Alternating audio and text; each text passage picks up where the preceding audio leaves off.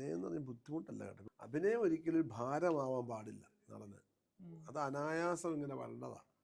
അങ്ങനെ അനായാസം വരണമെങ്കിൽ ആ കഥാപാത്രം എന്താണെന്ന് നമ്മൾ വ്യക്തമായിട്ട് നമുക്കൊരു ബോധം വേണം. നമ്മൾ നമ്മളെ ബോധ്യപ്പെടുത്തണം ആദ്യം. പ്രേക്ഷകനെ ബോധ്യപ്പെടുത്തുകയല്ല, നമ്മളെ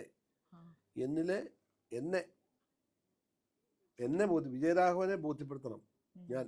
അതിന് 100 ചോദ്യങ്ങൾ ഞാൻ ചോദിക്കണം. ഇയാളാരാണ്, ഇയാളെന്താണ്, അയാളതാണ്, അയാൾ എവിടെ ജനിച്ചു, എവിടെ വളർന്നു, അങ്ങനത്തെ അയാളെങ്ങനെയായി ഈ 60 വയസ്സിൽ അല്ലെ 80 വയസ്സിൽ. പിന്നെ അയാൾ പെരുമാറുന്നത് എൻ്റെ ക്യാൻവാസ് ഞാനല്ലേ.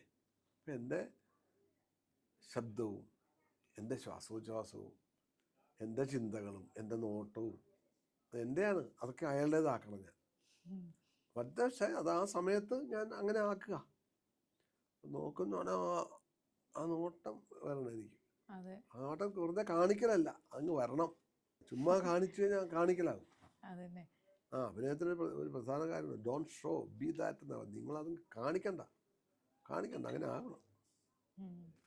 അങ്ങനെ അതിൻ്റെ ഒരു പ്രക്രിയയാണ് അഭിനയം എന്ന് പറയുന്നത്.